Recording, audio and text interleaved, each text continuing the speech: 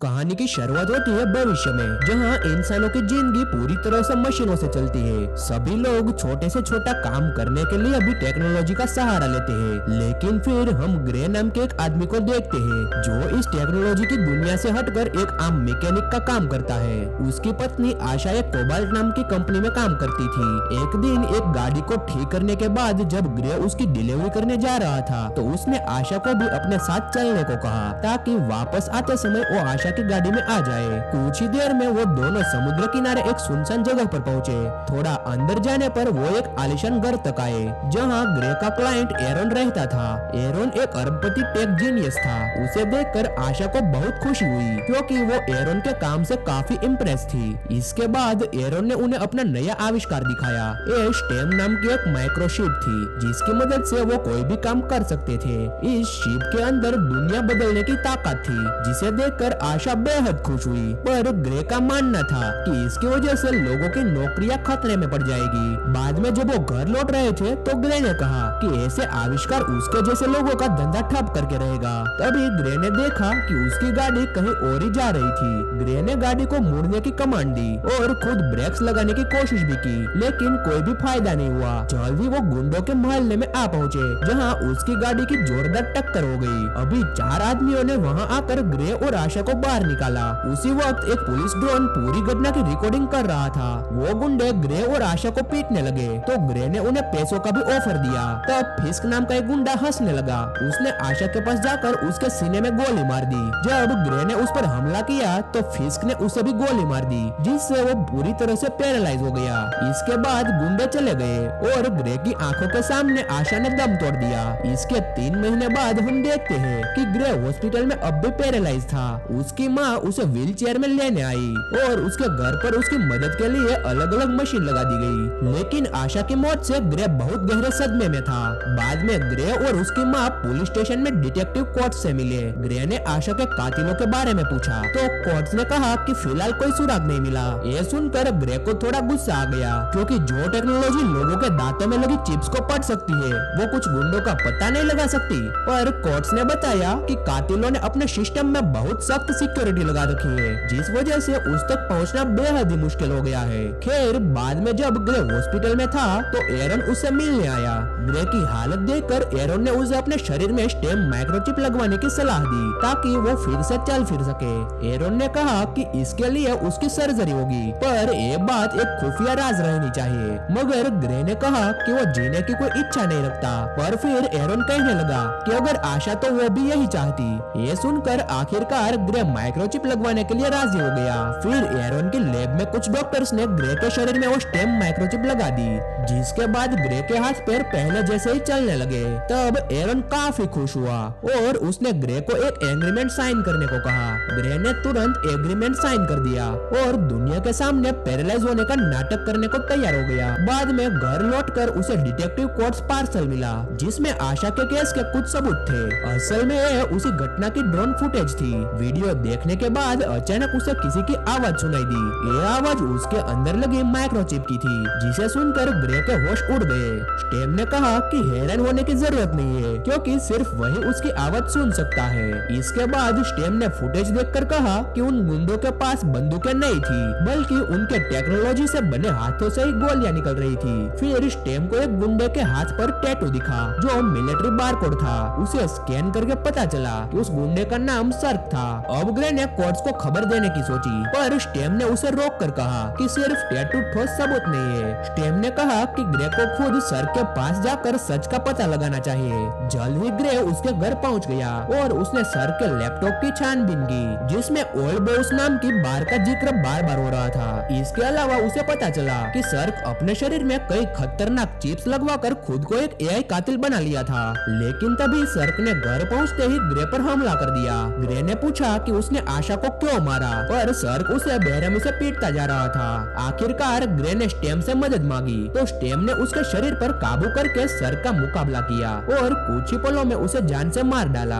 बाद में जब ग्रे को होश आया तो वो काफी घबरा गया, लेकिन स्टेम ने उसे पुलिस के आने से पहले सारे सबूत मिटाने को कहा।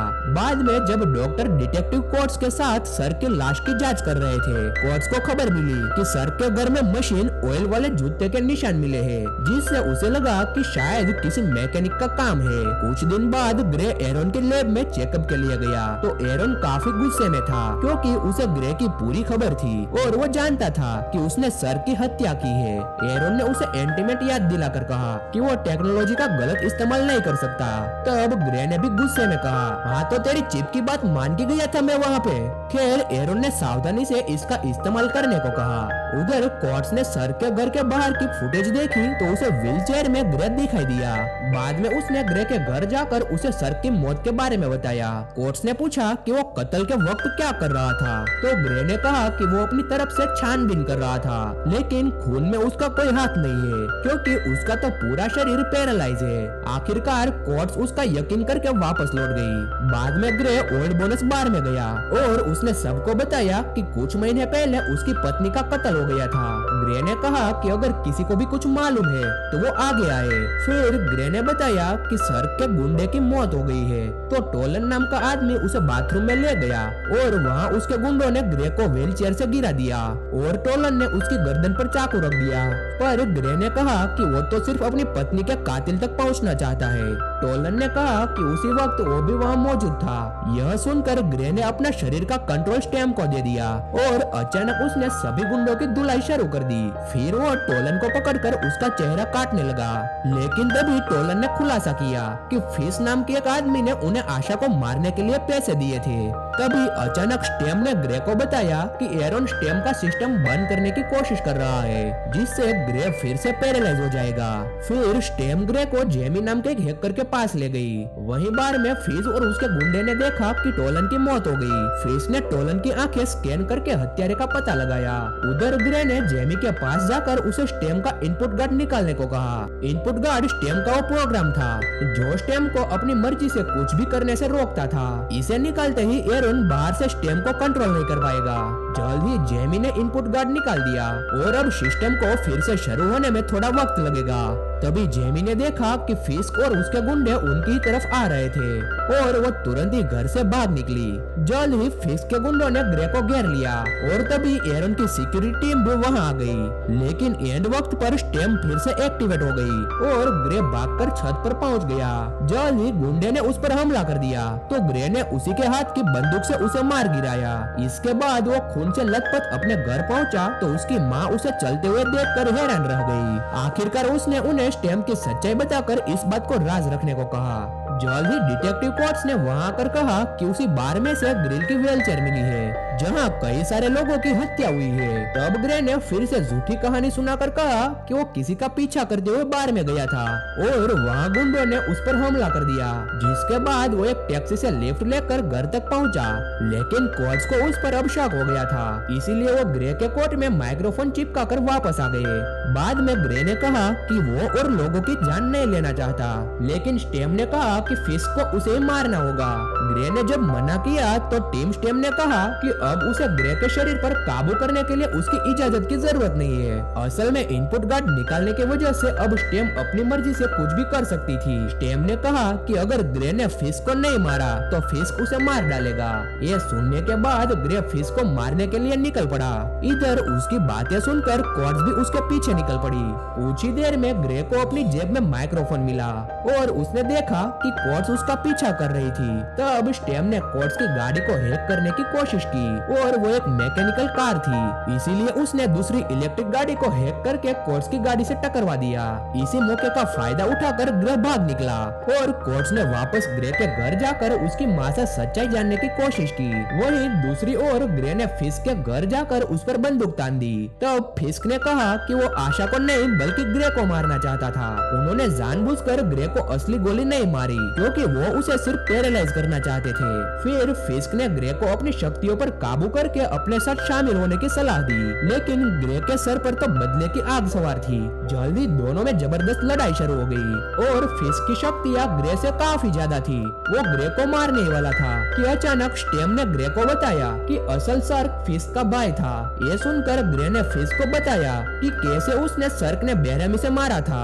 इसे फिस्क की आंखें भर आई और तभी मौके का फायदा उठाकर ग्रे ने फिस्क पर जानलेवा हमला करके उसे मार डाला। फिर उसने फिश का फोन देखा तो वो हक्का बक्का रह गया, क्योंकि उसे एरोन का वॉइस मेल मिला था जिसमें एरोन ने फिश को ग्रे को मारने का हुक्म दिया था। वो सीधा एरोन की लैब में पहुंचा और उस पर इल्जाम लगाया कि उसने अपने एक्सपेरिमेंट के लिए आशा की जान ली।